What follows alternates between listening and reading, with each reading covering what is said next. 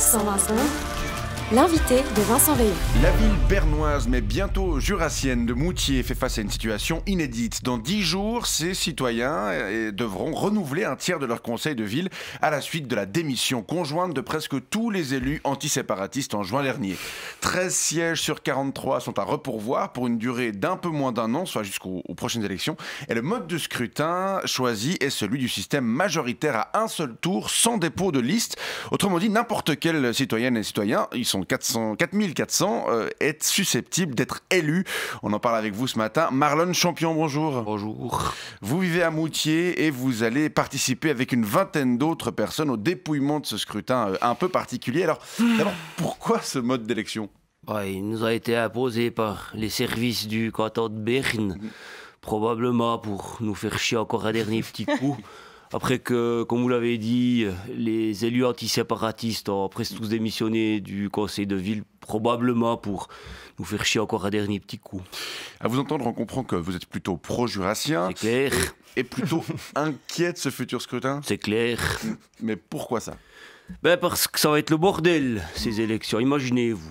Tous les citoyens de Moutier vont recevoir une liste vierge avec 13 lignes où ce qu'ils devront inscrire 13 noms au maximum. Ouais. Et puis nous, on va devoir dépatouiller puis dépouiller tout ce merdier. D'abord, les prévôts, ne sont pas vraiment réputés pour avoir une très jolie écriture, ce qui peut se comprendre. Hein. Quand vous passez votre journée derrière un tour ou derrière une machine-outil, c'est pas comme ça que vous entretenez votre calligraphie. Et puis après avoir dépatouillé toutes ces pattes de mouche, il va nous falloir vérifier tous les noms. Bah oui, bien sûr, pour savoir s'ils sont éligibles. Exactement, ils devront tous être inscrits sur le registre électoral de Moutier, mais pas être déjà élus au conseil de ville, puisqu'on peut ne siéger qu'une seule fois, vu qu'on n'a qu'un cul.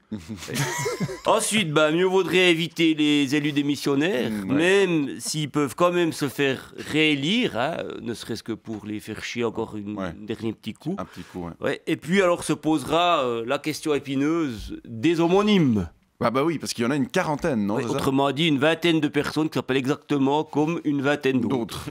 Alors, si vous votez pour Alain Chalère... Pour Alain Chalère. Alain Chalère, Vous votez pour lequel ? Pour le roux ou pour le gros ? On sait pas. Et puis si vous votez pour Michel Beauchat, vous votez pour lequel ? Pour celui qui est bègue ou pour celui qui a été adopté ? On sait pas. On encourage en tout cas les électeurs à nous fournir ce type de précision afin pour nous faciliter le dépouillement. Le dépouillement, bien sûr. Et on se posera la question du décompte ensuite avec un probable grand éparpillement des voix. On risque de se retrouver avec des résultats du type « est brillamment élu avec 14 voix, Maurice Paulet ».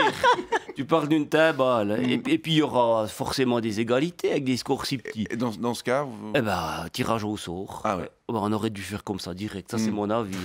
On écrit les noms sur 4400 billets, on fout ce merdier dans une boîte, on se court. Et puis on demande à la Janine du Soleil, qui a encore la main vaguement innocente, d'en choisir 13. Il faut dire c'est réglé. Il faut dire encore que les 13 élus seront contraints de siéger. Oui, sauf juste motif, maladie, âge ou empêchement professionnel. Vous-même, vous avez une chance d'être élu ? C'est clair. Raison pour laquelle je suis en pleine campagne. Ah bon ? Je croyais qu'il y avait qu'un seul candidat qui appelait à voter pour lui. C'est juste, c'est un verre, mais moi je fais campagne pour appeler à pas voter pour moi. Je veux pas me retrouver dans ce panier de crabes à devoir prendre des décisions sur cette transition chaotique qui s'annonce. C'est cette transition entre les cantons de Berne et du Jura ? Ça va être un bâton merdeux, je peux vous le dire. Quoi qu'on fasse, on va se retrouver avec plein sous les ongles. Mais je croyais que vous étiez pro-jurassien ou... Oui, philosophiquement. Oui, ça nous donnait une sorte de vague projet auquel nous raccrocher. Et puis c'était l'occasion d'aller un petit peu gueuler dans la rue, de faire des assemblées, on pouvait picoler. Puis surtout, ça faisait bien chier les groins. Les pro-bernois, non ? Mais maintenant que ça devient concret, on appréhende quand même vachement, je dois vous dire. Faut reconnaître que ça roulait quand même pas mal avec les Bernois aux commandes. Alors que là, on sait pas trop à quoi s'attendre avec ces bras quignols de Léman.